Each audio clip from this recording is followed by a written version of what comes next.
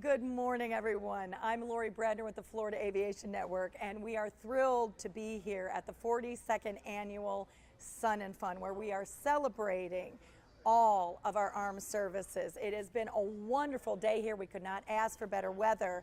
And once again, I am so pleased and honored to be here today to interview Steve McCaughey. Steve, it is an honor to have you with us.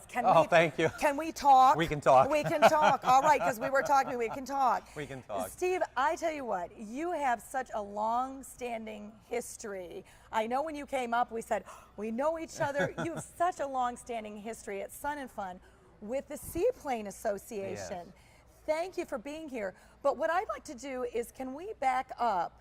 Because one of the things I'm interested in is, can you tell our viewers with the Florida Aviation Network a little bit about the history about the Seaplane Association and how you got involved?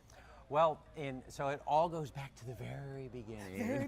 Very beginning, okay. So a lot of people don't realize, the very first commercial aviation flight was a seaplane, the very first paid commercial flight. And that was right here in St. Petersburg, Florida, on January 1st, 1914. Yeah. And seaplanes have always played a very crucial role to the development of not only commercial aviation. The first Boeing airplane was a seaplane.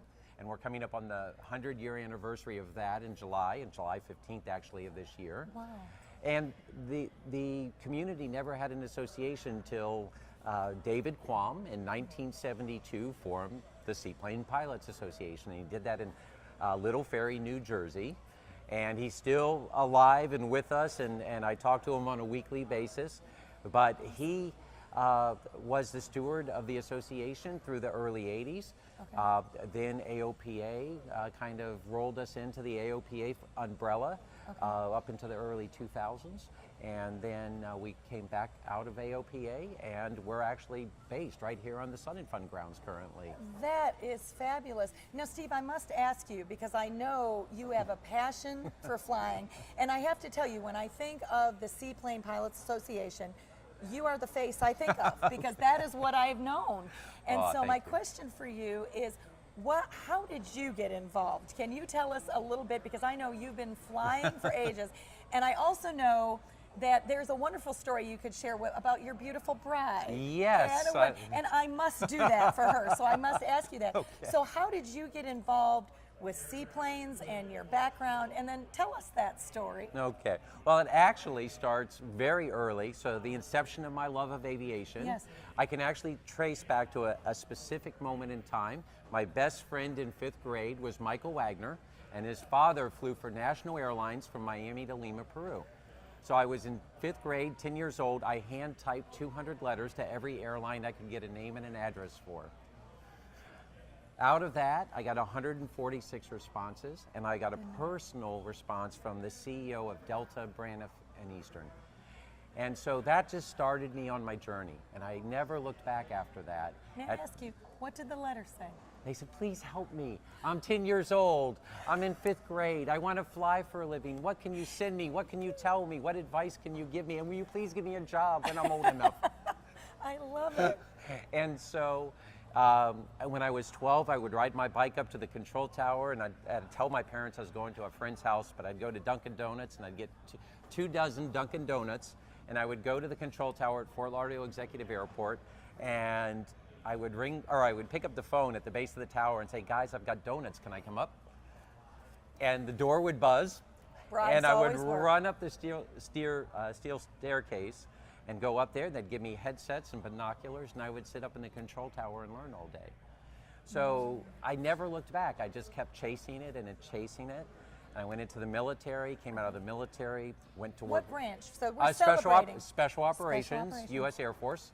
Fabulous. Thank you for your service as we celebrate this year. Fabulous. Worked AC-130 gunships, which is a kind of an interesting airplane. Yeah. And then came out and went to work for Brian Becker at Pompano Air Center, the world's largest aerobatics school at the time. And I know Patty Wagstaff was on yesterday, yes. I believe. Yes. So I actually worked with Patty when she was chasing her goal of becoming the first female national champion, and delivered the plane that's hanging in the Smithsonian, that's hers, to her. But just kept chasing it, and my wife and I were married aboard a Grumman Albatross above the Grand Canyon. So we took off out of Lake Mead. We had 6 Grumman albatrosses and 20 seaplanes. It was the only way to get to the wedding. And we performed the ceremony in the air, off the water, over the Grand Canyon. And so, you know, it just keeps progressing till this position becomes open. And I was like, I was made for the position, I have to chase it. Absolutely. And you know what? I love the inspiration that you are to all of our students, because I know not only our audience members, young and old alike, and of course, Sun and Fun, we cater to 1 to 101. You know, everyone is welcome. And what an inspiration that you are to do that. Now, talk to me a little bit for certainly our students and those, we just had Captain Rice on, even at age 40 or 60, it's never too late. That's right. Is it difficult to get a seaplane rating? Can you talk to me a little bit? I have never been in a seaplane. I know, we need to work on that. We need to work on that. I want to go. But can you talk to us a little bit about what it takes to get the rating? What does it mean? It seems like it would be absolutely harrowing and extraordinarily difficult. Yes. So can you tell us a little bit about that? Yeah, no, it's actually very easy. And as you mentioned, the youth, you know, that's something that's really important because we offer a scholarship program. I created a scholarship program. We award a dozen fully paid, zero-cost seaplane ratings per year to young career track youth that are excelling in their studies. We've actually awarded the Central Florida Aerospace Academy students a couple of scholarships as well. And we spread those out geographically all across the country every year. But it's not difficult. So a seaplane rating for the average pilot typically only takes 3 days, depending if their stick and rudder skills are good. Okay. 6 to 7 hours of training. There's no written test. There's an oral and a practical test, and it counts as a BFR. So it counts as your biennial flight review. And so what we like to tell people is you're going to have more fun than you've probably ever had in an airplane, probably more fun than you've ever had doing a rating. Right. You know, for example, you might be using a J3 Cub, so you're going to have the doors down here in Florida, enjoying the, you know, the wonderful climate that we have. Right. Stick between your legs, utilizing stick and rudder skills that you may not have used if you're not a tailwheel pilot or an aerobatic pilot. So we're going to develop and enhance those stick and rudder skills. You're going to get a little glimpse of how wonderful our life is. We call it the wet, wild, and wonderful world of flying floats and seaplanes. But you'll get a little glimpse into that, and hopefully we hook you. Once we set the hook, you get what the permanent seaplane smile that just doesn't go away. But it's going to be a very enjoyable experience. Under $3,000 usually, in many cases under $2,000. And only 3% of U.S. pilots have a seaplane rating. So you really kind of elevate yourself in you know, your peer group. Right. And if you're a career track pilot, what we see is that the people that do have that seaplane rating, just like a tailwheel endorsement or people that have aerobatic experience, their resume tends to float to the top of the pile. No pun intended, right? Yes, right. yes. And I think something that you mentioned, and never having been in one, and we do need to work on that. One of the things that I learned was those stick and rudder skills are essential. Absolutely. And the best pilots are those that have mastered those skills. So that is a wonderful opportunity. Now, you said something that I found astonishing. Only 3%? Only 3%. Why do you think that is, and how do we fix that? We need to work on it.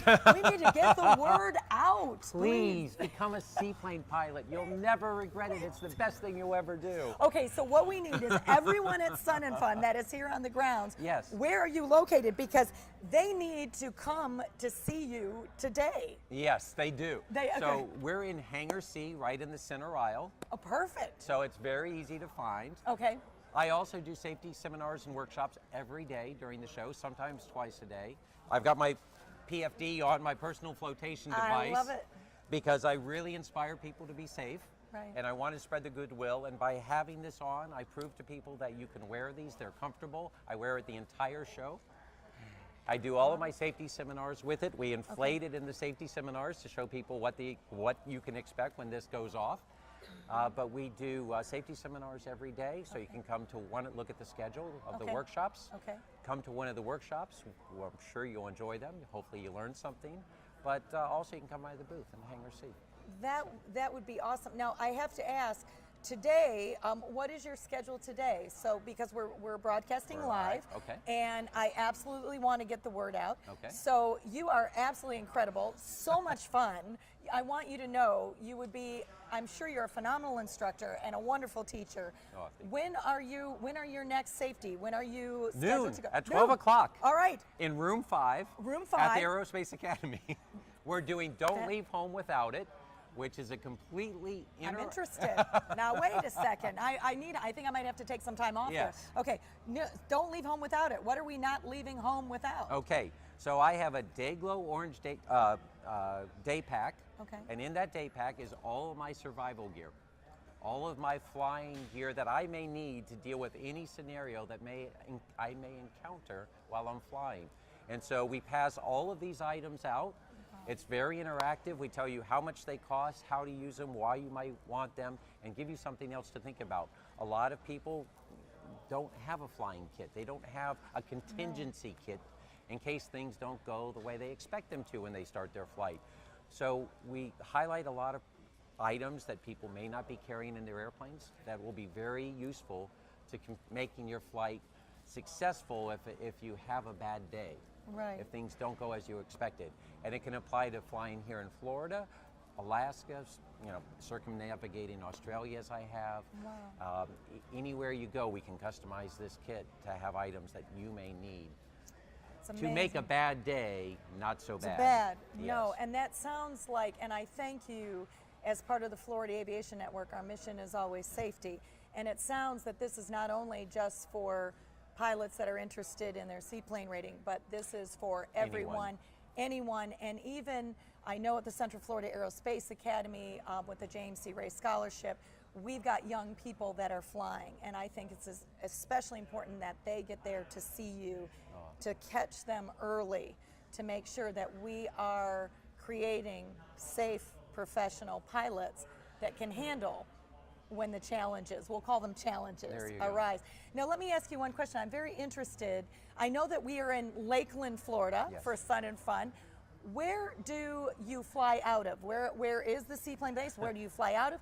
If I'm interested and I want to come see you, not only at Sun and Fun, but where do I go? Well, first thing you can do is go to seaplanes.org. Okay, seaplanes.org. Seaplanes.org, okay. And you can go to our website, and it's over 400 pages of information on flying seaplanes, galleries, videos, all kinds of links. Okay. We have an app that's free to all of our members that tells you where you can go get seaplane training, what kind of airplanes are flown, how much it costs in each state, destinations, things like that. But we're based here on the Sun and Fun grounds year-round right now. Okay. But we just signed a 50-year lease to build a brand new world headquarters and fully functional seaplane base at Winter Haven Airport. Fabulous. So we're getting ready to move forward to the next step and break ground. I hope that next year we're the host of the Seaplane Splash-In for Sun and Fun, and we intend to be the new permanent home for the Sun and Fun Splash-In in the future. Wonderful. I'm so glad that was not in the notes, and I'm so glad that I asked you that question. Now, one thing you mentioned, membership, just as we get ready to wrap up, how does one become a member, even if they are just starting their pilot's license or they're even remotely interested? It sounds so intriguing to me. How do they become a member? Go to seaplanes.org. Okay. Or come by the booth at Hangar C. Okay. And just talk to us a little bit. You do not have to be a seaplane pilot. You don't. You can be an enthusiast. Yay. You can be a fan. All right. But we're going to set the hook and we'll reel you in. That's it. It's only $55 a year. Awesome. You get a Waterfly magazine, a full color glossy magazine. You get insurance discounts no matter what kind of airplane you fly. We have renter's insurance. We have all kinds of little benefits, rent-a-car benefits, all kinds of things. Plus, you get us out there being the advocate voice to keep the water open and make all this happen. And I just got the sign. I know that we're going to have to stop talking, but we'll take this up after. Okay. Ladies and gentlemen, I thank you so much. My name is Lori Bradner, and I'm with the Florida Aviation Network. We look forward to seeing you here at the 42nd Annual Sun and Fun. We could not ask for better weather. Come to Hangar C in the center to see Steve and the seaplanes. And thank you so much for joining us today, and we will see you again.